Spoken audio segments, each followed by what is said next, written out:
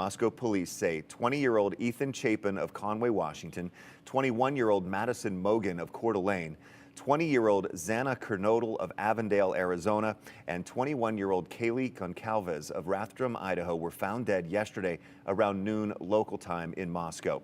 It was a night like any other in the peaceful college town of Moscow, Idaho. A town where students felt safe, doors were rarely locked, and everyone believed that nothing truly dangerous could happen here. But in the early morning hours of November 13, 2022, that sense of safety was shattered. For University of Idaho students, Kaylee Goncalves, Madison Mogan, Xana Kernodle, and Ethan Chapin were found brutally attacked in their off-campus home, and the peaceful facade of this small town was ripped away. The real horror? The person responsible was lurking in the shadows all along, and the reasons behind it would plunge the town into a nightmare of suspicion, fear, and disbelief.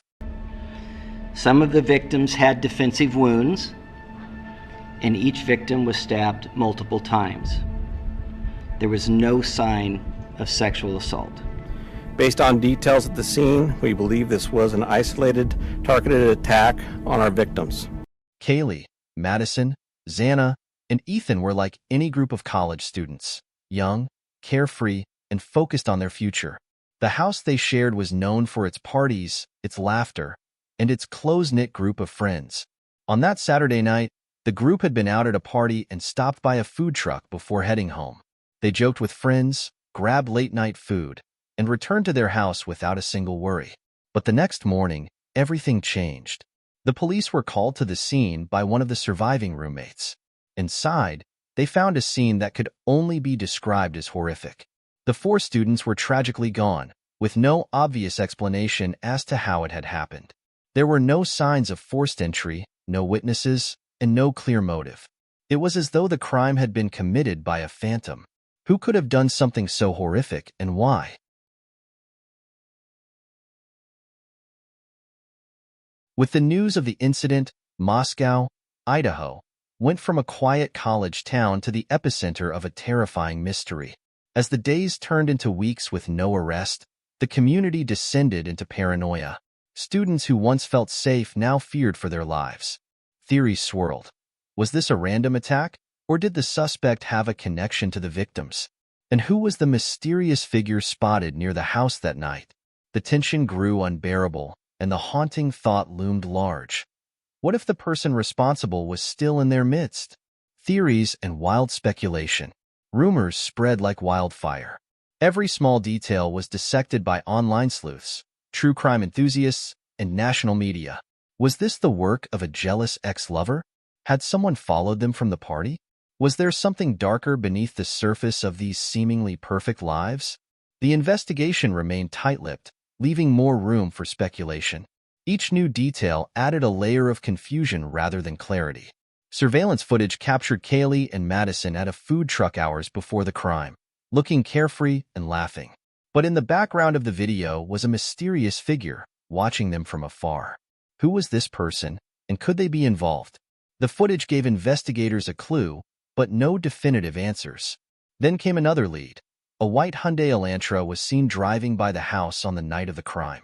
The hunt for this car became a national obsession, but despite this clue, the case continued to mystify. Students grew more cautious. Doors that were once left unlocked were now bolted shut. No one trusted anyone anymore. Parents pulled their children out of school, and the once friendly town was suddenly living in fear, uncertain of where the threat was coming from. Was it a stranger passing through? Or was the person responsible someone they saw every day? The weekend, investigators have sorted through and prioritized numerous tips. Some are tips that came in earlier and we've been working on. Other tips are new and are relevant. It's overwhelming sometimes with the amount of information that comes in on these tip lines. So our analysts have spent hours sorting through and trying to come up with the most relevant tips first for the investigators to follow up on. Just as the case seemed to be heading for a dead end, a shocking breakthrough came. Bryan Kohberger, a 28-year-old criminology Ph.D. student from a neighboring university, was arrested in connection with the crime. The twist? Kohberger wasn't just a random suspect. He had been studying criminal behavior for years. What's more chilling is that the very thing he was studying, how criminals think, might have fueled his actions. As the details emerged, the small town of Moscow was left grappling with an even more unsettling truth. What if the person they had feared was hiding behind the mask of a scholar? A scholarly mask with dark intentions. The arrest of Bryan Kohberger sent shockwaves through the community. A criminology student at Washington State University, Kohberger had devoted his academic career to understanding criminals, their motives, and their behaviors. He had even conducted studies on how offenders evade capture.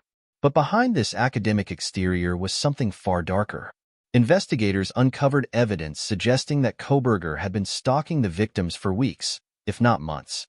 His phone records placed him near the victim's home multiple times before the night of the crime, and DNA evidence allegedly linked him to the scene.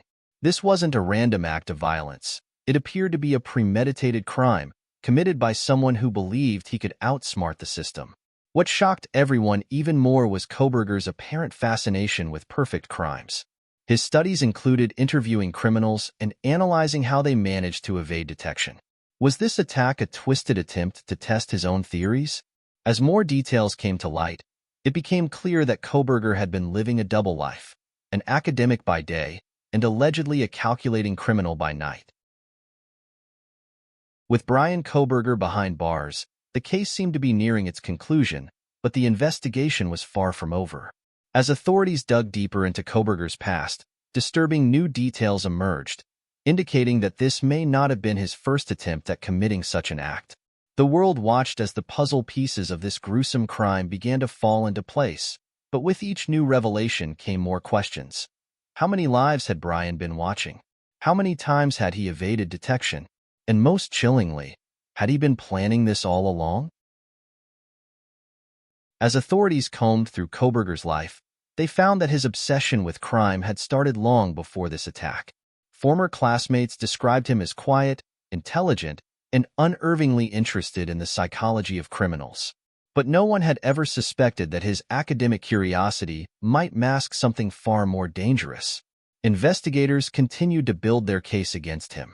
DNA evidence, phone records, and witness testimony began to create a clearer picture of how Kohberger allegedly carried out the crime.